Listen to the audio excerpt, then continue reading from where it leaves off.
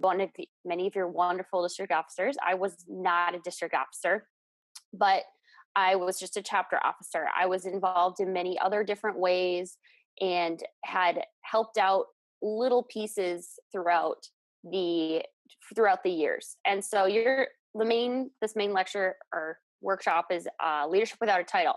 And so I wanted to emphasize that there were many things that I had done throughout my years that as an active member and as a graduated member that gave me the tools to continue to be a leader and then reach this position. So, and I think that's what we want to talk about that's one of the most important things is that you don't have to have a title to do things and be a role model and set an example and move your chapter forward and make your band better and all those little things that you can do.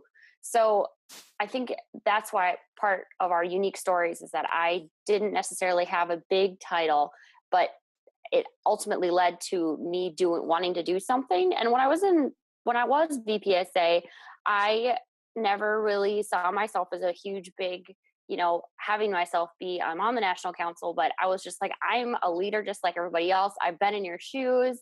I know how this goes. And so it doesn't really mean that you need to have a title to be a leader. It's just what you emanate on a daily basis with all your brothers and sisters. So that being said, remember my story as you're listening to Erika's, because they're a little bit different. Awesome. So my story is kind of almost the polar opposite of that, in that I was a chapter officer. In fact, I'm from the Theta Theta chapter at Henderson State University, and small school in Arkansas. I expect none of you have heard of it. But it was one of those situations where I was actually a chapter president for 3 years in a row, which is kind of uncommon. But that's how the stars aligned. And then I actually had a chance to be a district officer. And when I was a district officer, I was actually an officer in 05, 06. And then I kind of took a very brief break. And then the next thing I knew, I was the district counselor for the Southwest. And I did that from 2009 until getting elected to my current position. And what makes it unique and it makes it a little bit different is because it was one of those situations. I started to really think about all of the positions that I've been able to hold, and not once were any of them positions that I sought out for myself. I actually had been tapped by somebody saying, hey, you would be good at XYZ. And sometimes I think as we're going in and we're trying to figure out how we best fit into the grand scheme of Kappa Kappa Psi and Tau Beta Sigma and where our place is and where we fit, probably one of the most humbling and probably gratifying situations is when people see things in you that you don't see in yourself. And so I think that was, it's just something that kind of dawned on me. I never purposed in my mind, I'm going to be a national officer one day, or I'm going to be a district counselor one day, or I'm going to be, all the way back to, when I was like allowed to actually wear letters, day 2 of being an active member. That was never something that I thought about.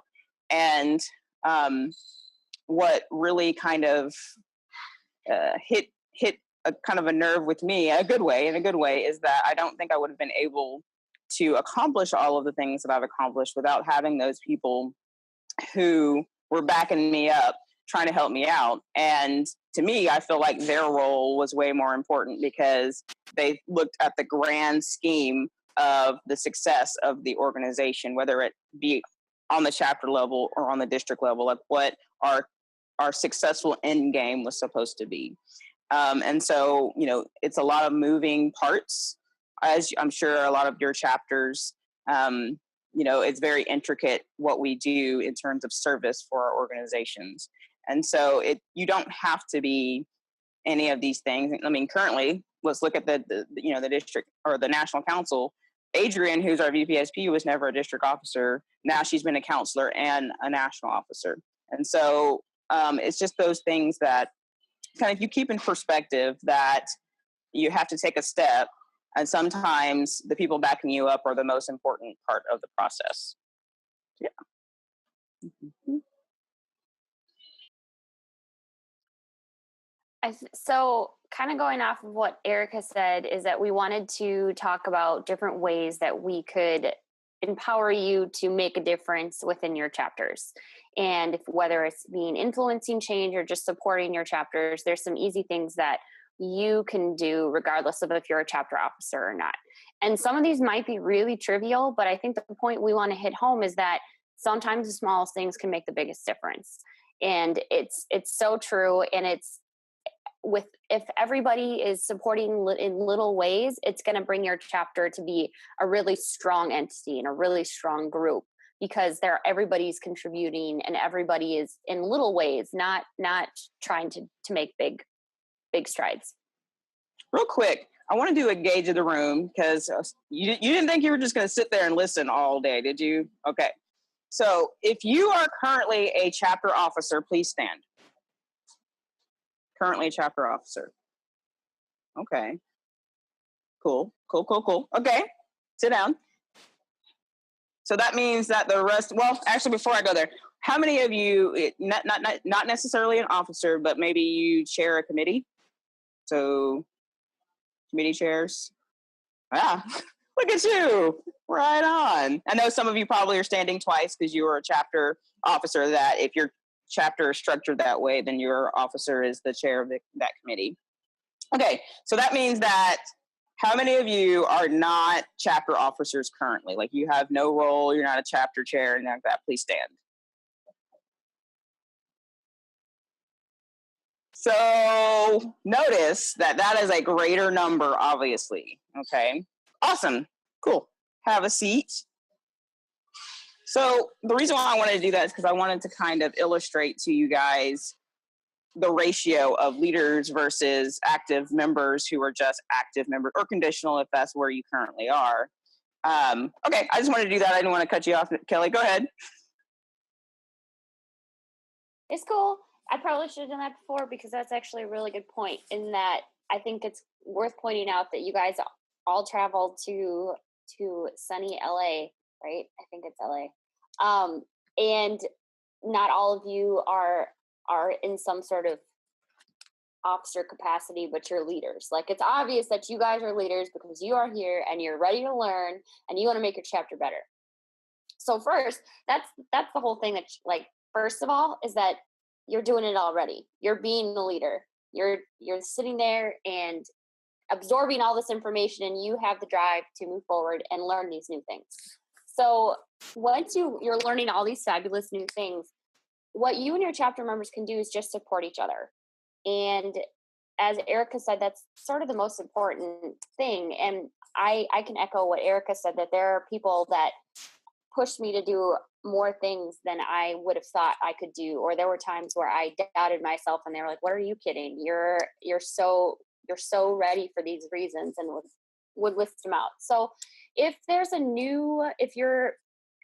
if one of your brothers or sisters is getting something together, and whether it's a project or a new idea within the chapter that they're doing, and they're not sure about it, give them some confidence that they can do it, or assist them and say, "How can I help you?" And give them as much support as you can give them. And it's not, if you can be their cheerleader, that's great. But just make sure that you're supporting them. And then the next part is find your friends. So if there's some things in your chapter that you're maybe struggling with, and that there's one thing that you guys want to change, but you're not sure if you should change, if you can make the change. Like, you're like, well, maybe my officer should be doing that. I want to make a change. You don't necessarily need all of your officers to help with that. If there's something you want, you can talk to one-on-one and say, well, we want to do this. And if they're unsure, you can start influencing the change by yourself. And this is just by setting the example. And so the most important thing you can do, especially as you're older. So I'm going to do another gauge of the room. How many of you guys have been in your organization for less than 2 years? Stand up. Oh my gosh. Okay. Wow. That's amazing. Okay. Go ahead and sit down. And just because I'm curious, how many of you guys, so 2 or more years, stand up. I saw that. Um, okay, go ahead and sit down. So it's roughly half and half, maybe 2/3 and a third, but it's obvious that there's younger members that are in the group. So as you're getting older, or more seasoned in the fraternity or sorority, you're going to be the people, you're going to have new members coming in, and you're going to need to, they're going to be looking up to you. And I'm sure you guys all have an experience, if you can think about it, where somebody came in and you saw somebody new and you're like, I want to be like them. I think they're awesome. And in some ways they're the reason why you joined the chapter. And so if you can start to be that person for new members to catch on to, it's going to make a huge difference. And you're building your chapter just by doing that. Like you're contributing to recruitment and you're contributing to projects, but just to be an example is something that you don't need a title to do, to set an example. So I'll check in. Erika, you got something to say? Yeah, absolutely. So I know both organizations, we have projects. I know for Tau Beta Sigma, Focus on 5 is a big part of what we do. And could someone from Kappa Kappa Psi, I'm going to mute myself because I want to hear from you guys. Could you tell me about, if you know what Focus on 5 is, which actually, let me get one TBS representative and one Kappa Kappa Psi representative to stand. And if we could get maybe the district officers to help maybe point out just one KSI, one TBS. Because I want TBS to explain what Focus on 5 program is so that Kappa Kappa Psi understands. And Kappa Kappa Psi, if you have something that equates to that, it may be a little bit different, but something that fits into that. So I have an understanding, and also so Tau Beta Sigma has an understanding. So one KSI, one TBS. And I'm going to mute myself so you guys can talk real quick. Okay.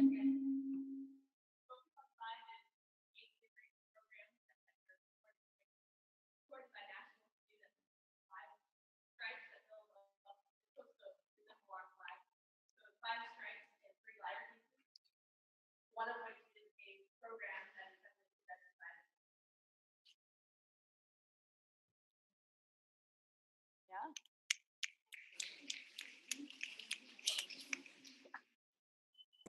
I'll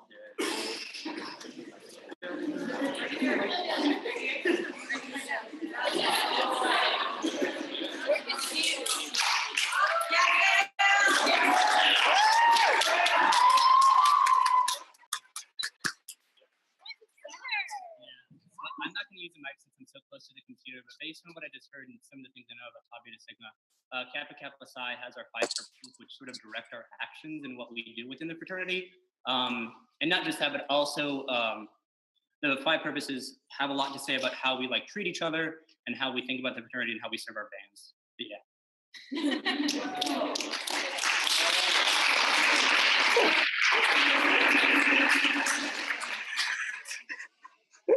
Okay, so I'm going to come back. Mute.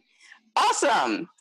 So the reason why I brought that up is because on the TBS side of things, Focus on 5 is something that we really want our chapters to participate in because it's a celebration of our national programs, okay? And we noticed 2 bienniums ago that our students, number one, didn't know what they were, and number 2, if they did know what they were, they didn't know how to participate in them.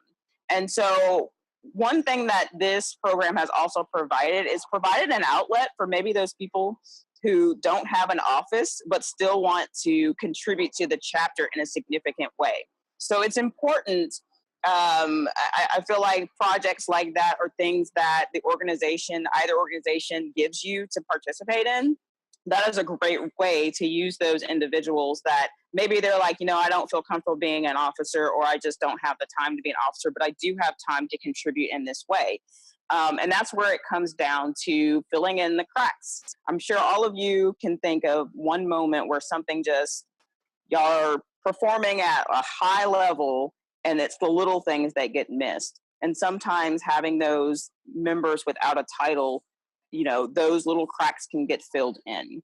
So anything like that you have, and that's just kind of, for me, right offhand, the method that I could think of, those kind of projects that nationally we encourage you to be a part of on both sides.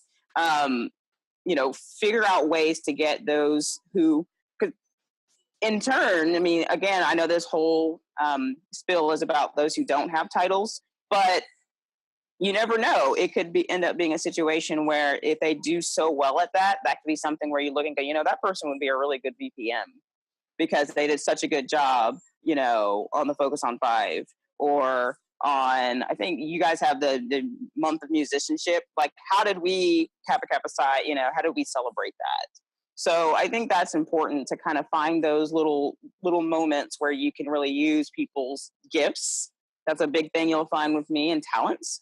And there's actually quizzes you can take to find out what your gifts are. So yeah. Oh, it looks like we have 3 more minutes. Okay. Okay. Good. So I guess piggybacking off of that, Erika kind of made me think of something as you move on to being a leader, being an officer, and you kind of get into the real world. I am a country person. I like country music. But my favorite song is Tim McGraw's Humble and Kind. How many of you guys know that? Yes. I always stick to the end of the song. For those of you who don't, you should go listen to it. But I should always stick to the end of the song because he says, when you get where you're going, don't forget, turn back around, help the next one in line, always stay humble and kind. And so that really rings with me, and it's kind of cheesy, but I don't really care because I think that's one thing that I like to do is when you get, if you're now with a title, make sure that you're still keeping those little things that you did when you didn't have a title, because that's what builds you as a leader. Your title is just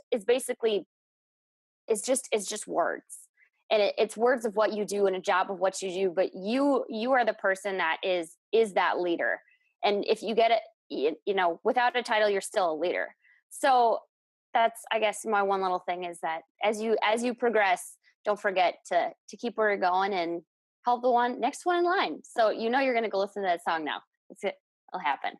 So maybe not, Erika. Well, that's fine. It's okay. So I think, Erika, are you comfortable with moving to questions? Yeah, absolutely. Okay. Yeah.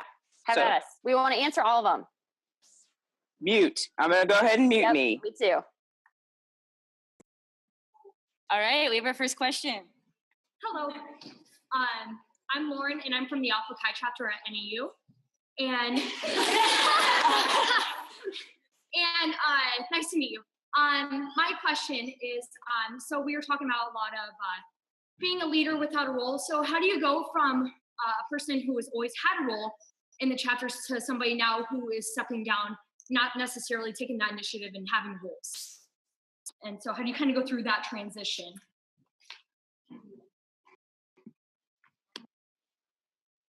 Kelly, you want to take that one, or I can take it? Yeah. Okay. Well, that's definitely something. It happens. It's one of those situations where if you've prepared the person, if you've done what you need to do in terms of officer transition, that's something that I'm finding that a lot of our chapters are not doing well. And so hopefully you're keeping up with what you did to be able to pass on to that next individual. The other thing is I know we have those situations where maybe someone's going to be in school a little bit longer and they've decided to kind of step down so maybe they can focus. And I think separating yourself from the situation is helpful, but doing everything that you can to make it to where the next person, can come in and see what you did. And so that's keeping up with officer transition documents. I can tell you right now, I'm actually in my job, in my personal, like my career, I'm actually dealing with that, where I'm taking on a very big position at Rhodes College in Memphis, and I'm working for their music department. And it's a very big job for the School of Music. What I've gotten from that in the first weeks of being there is that the secretary or musical arts coordinator is basically the life like the heartbeat of that particular program. You have adjuncts, professors coming in and out. And the person that I replaced was nice enough to create a document for me to know how to do my job so that I could come in and do it on day one, whether I had been trained by somebody, which I was, but whether I'd been trained by somebody or not. And I think because we look at these organizations as professional organizations in a way, then that's important to be able to preparation. Preparation is everything in terms of getting ready to transition. So if you've done your job to keep tabs of what you did and be able to pass something on to the next person, then you shouldn't feel bad if they do something a little bit differently because you've prepared them to take on that position. So officer transition, I think it would be a good way and make sure, and there's documents on how to do that if you've never, which how many, just by a show of hands, I won't make you get up and do more exercise. How many of you do some kind of officer transition, whether it's sitting down with the current officers and moving on to the next? Show of hands there. Ooh, that number is not as big as I thought it was going to be, but that's good because now hopefully some of you will take that in consideration whenever you're moving on in this next year, because I know we're going to be having officer elections again here towards the end of this semester. So yeah. So I can't speak enough about transition documents. I actually, when I was a chapter member, I was initiated, and then 2 months later, I was brought onto our exec board. And the person who was in my position actually decided to leave the chapter. And my materials consisted of a binder that had random papers in it with random notes and a box of patches for our letter jackets. That was what I had as something of how I'm supposed to do my position. But transition documents are really easy to make. And so if in like a really quick kind of deal, because I don't need to talk about it that much, I could do a whole workshop on transition documents, because that's also my job, is like I actually create transition documents for users. And the thing is that put a schedule of due dates together for your office. Put together tasks and responsibilities that you took care of and that are going to be important. And if there are any tips or tricks or what you found best, or if there's any spreadsheets you created to help along the way, those would be really good things to put in your documents for your officers that go together. So I'm in a social sorority, and I'm an advisor for a Kappa Alpha Theta chapter on the University of Minnesota campus. And they have whole documents that they do. They have to go through a whole transition process. So if you have any questions about transition documents, I'd be more than happy to answer them for you. I'm sure as well as Erika too, since she's doing some of that. But that's my quick thing. I was going to say the last thing is just make sure you have a good attitude and realize that you had your time to be an officer, and now it's time for the next generation to be able to take that position and do what they're going to do and leave their stamp on it. And chances are, if you leave it like that, always leave yourself open to be able to be reached. I think that's something that I actually dealt with transitioning from being the district counselor for the Southwest to a national officer, where I was talking to Adrian about, okay, how do I be PCR? I don't know. And from Donnell and Kathy, who are the current Southwest district counselors, they know that they can come to me if they need me. But honestly, I'm hands off because I want them to have this experience. And that's what it is letting people know that this is your time to be able to do this. And if you need me, I'm there.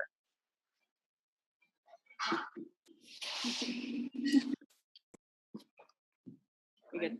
Hi, my name's Amber. I'm also from Alpha Chi. My question is for both of you. So for brothers and sisters who, once they graduate college and they go out into the career, and if they don't have a career in music at all, what can you guys recommend or advice for like how to stay involved in music? My first thing is I really like continuing to support band, and at least maybe the band. So a lot of you guys may have concert ensembles or marching bands, and if there are ways that your directors are let you kind of be involved and volunteer to help out, those are really great opportunities to stay involved with music. And the other one that I would say is there are community bands within different areas, and they're always for looking for more people. And they're fun, and they're a good time, and they're a way to keep you involved in music. So those would be my two quick things. I got really excited because that's what I did. So it's good. Okay. Yeah. So, okay, from the organizational standpoint, something that we don't see a lot of that I wish that we did have is we don't have a lot of alumni affiliates.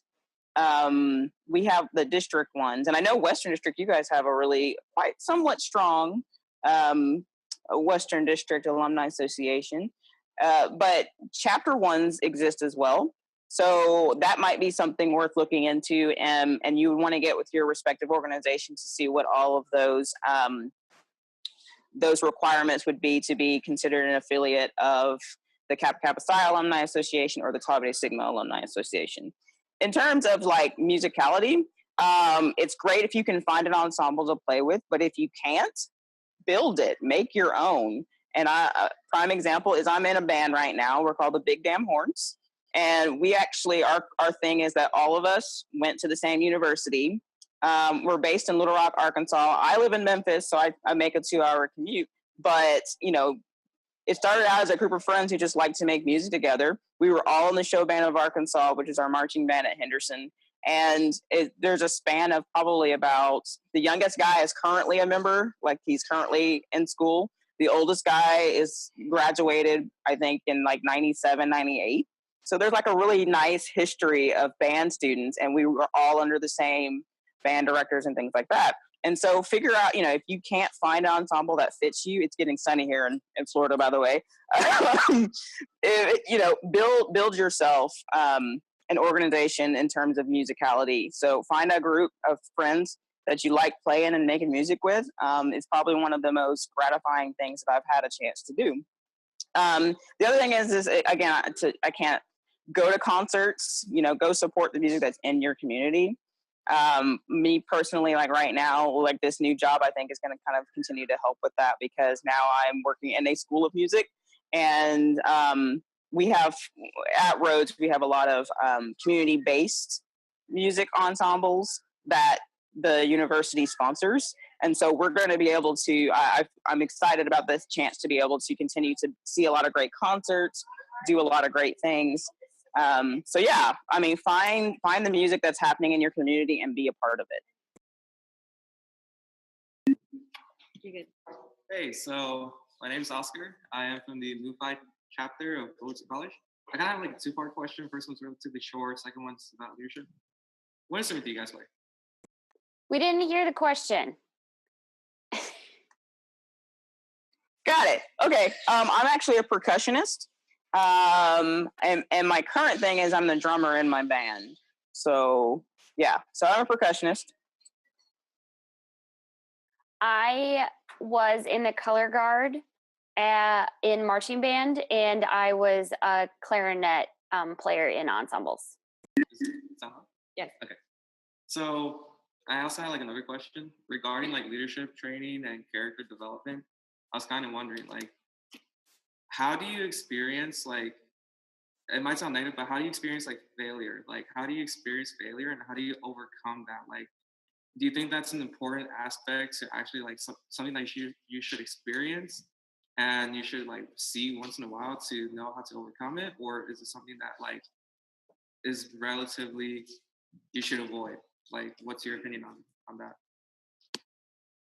I'm going to just come straight out there. How many of you guys were at National Convention last year? So all of you guys might know, as you may notice, I was national VP. I was on VPSA, and I actually ran for the vice president of programs, and I didn't get elected. Not that I say it as a failure, but I did not get elected. So yes, the short answer is yes. I think failure is it's something you need to experience, because you can't always win at life. Life is always going to get you, and only thing you can really do is be positive about it. And so you learn a lot from yourself, and you kind of have these post-mortem moments. I'm totally using the business buzzword. Is you have these moments of, okay, what did I do wrong? What could I have done better? What am I going to do to make sure this doesn't happen again in the future? And make sure that you feel better about yourself. So failure it's going to happen, and it's not something that you should feel negative about at all. It's definitely something that you have to experience as a leader so that you can relate to your peers and your people that you're leading. And yeah, so I just wanted to come straight out and say it, that you shouldn't, and you never should be afraid to talk about it, because it can always be, oh, what did you learn from that? We had this issue, we had this issue before and we didn't do so well at it. What did you do to make it better? And so it becomes a conversation where you can relate to other people based on your experiences. Yeah, Kelly got it. I think the biggest thing also is to be truthful with yourself, because I think a lot of times we don't like to admit that we have failed. And that's something that I struggle with, because I come from a very military household. So, I'm an Air Force brat. And we, my dad it's funny because he's very good at what he does. And yet he's very realistic too. Between him and my mom was the straight A student. My dad was the C average student. And so that you can tell that kind of filtered into our household in their parenting. My mom was like, I'd be like, I'll give you an example. I got a B, why not an A?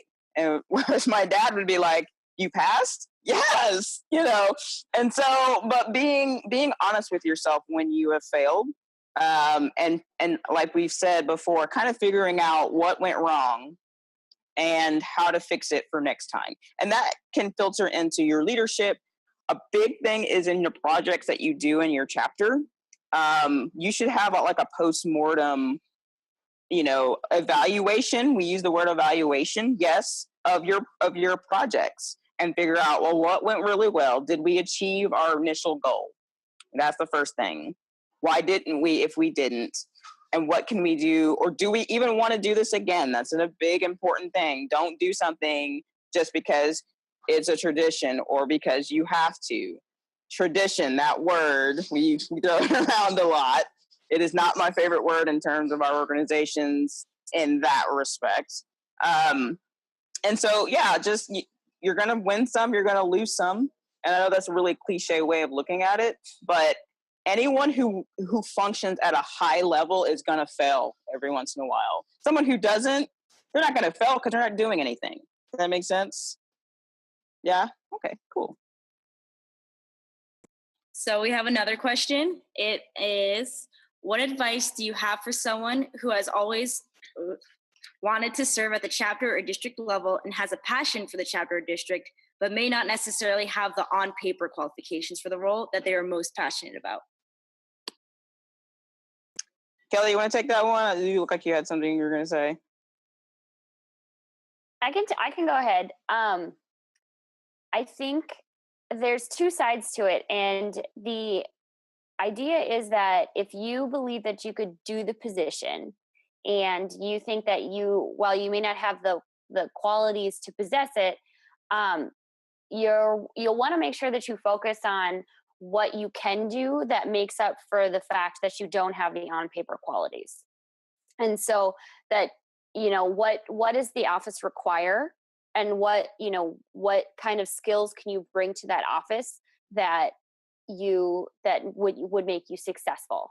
So how can you tell the people who are, nominations or your chapter or what else, that you are a qualified position despite the fact that you don't have the on paper things? Because sometimes being on paper isn't everything, because just, you don't need to have all the qualifications to do it. So for example, I actually, when I was getting internships during college, I applied for an HR internship and an IT internship, and I was a psychology major with a management minor.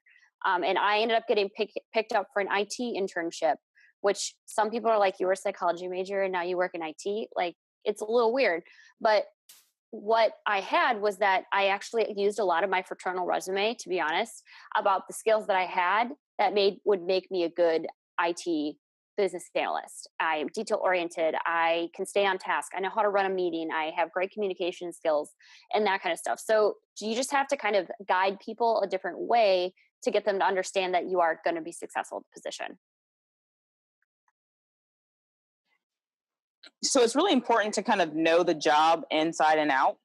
And so a lot of research is important.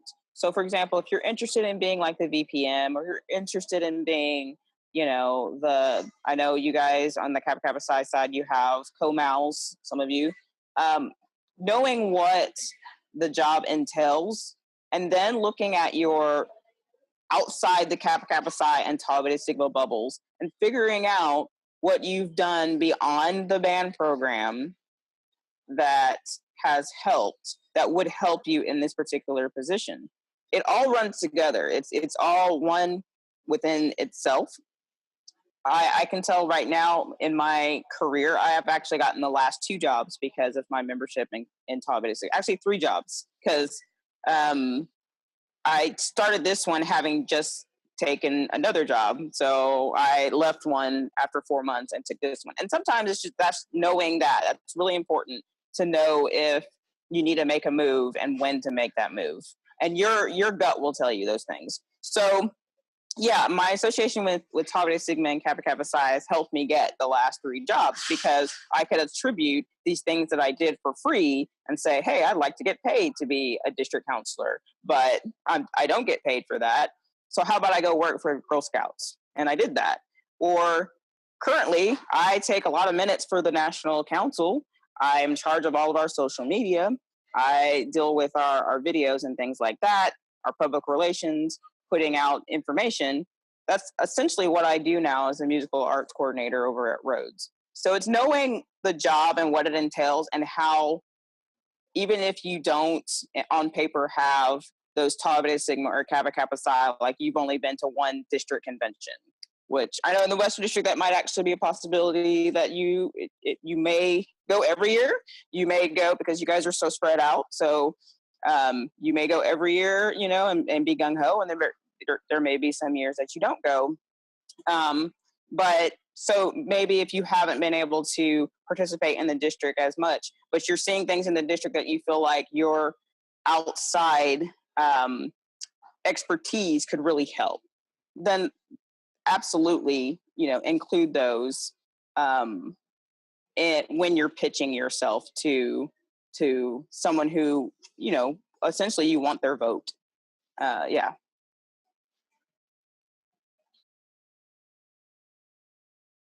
Do we get closing remarks? Yes, nod, yes.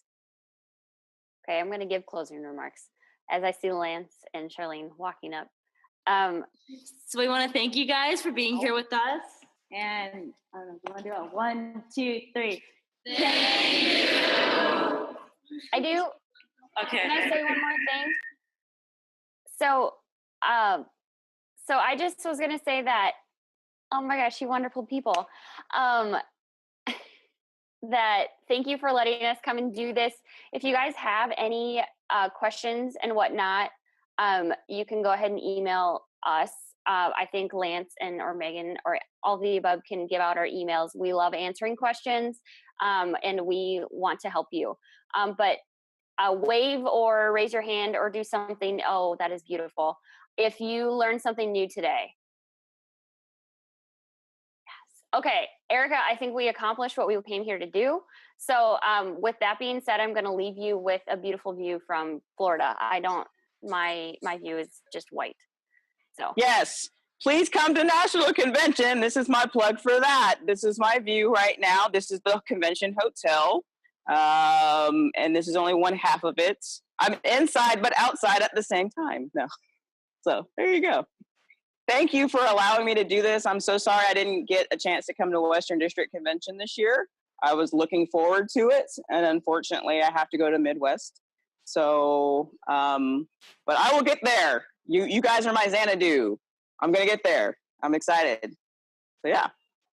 So much. Oh, say again. Erika, Kelly, thank you guys so much. We really appreciate it. Thank you. Y'all have a great rest of the day. bye.